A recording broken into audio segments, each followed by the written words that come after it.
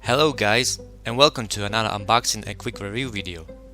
This time I will talk about the Zvezdas 1:72 scale MiG-23 MiG-23 MLD. The history of this kit dates back to the 1995 and has been reboxed several times by companies such as Bilek or Italeri. Okay, let's see what's inside.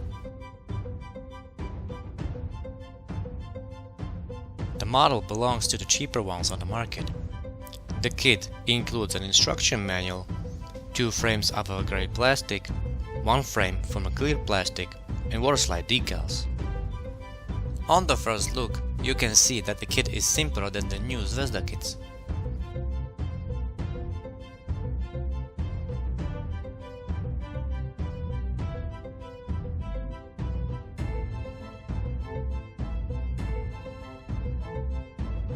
First, let's talk about the molds. The moldings are thick and simplified in some areas. The surface paneling is in positive engraving, which is already a very rare. The whole model will have to be recut into a negative engraving. Also, the fitting isn't the best, so lots of putty will be needed. There are no details on the cockpit tab or wheel wells. If you want your model to look at least one level better, upgrade the model with a scratch build, resin parts or photo edge metal parts. I will definitely do it. The second plastic frame includes 4 FAB 100 kg bombs, front canopy section, air intakes, vertical stabilizer, lower part of the fuselage, landing gear covers, jet nozzle, radar cone, and the R-60 and R-24 air-to-air missiles.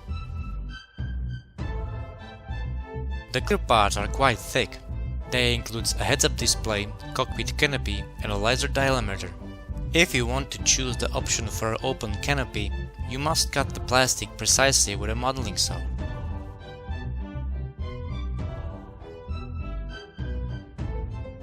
The water slide decals only includes the basics. There are no technical stencils, so you need to buy some extra decals.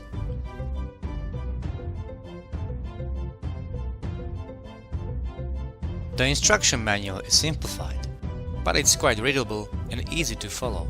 It reminds me of the old school Smier or Kovozavody Prostyov instruction manuals from the 70s and the 80s.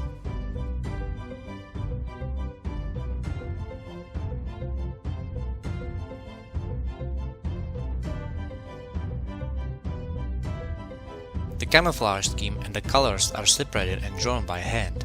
The kit includes only one version of the camouflage. It represents the machine operating in the Afghan war. On the bottom side is a color converter from Zvezda and Hambro paints. Alright, I think that's enough for this quick review. I think that with a lot of work and patience you can build a very nice looking model of the Flogger. Thank you for watching guys, and see you next time. Bye.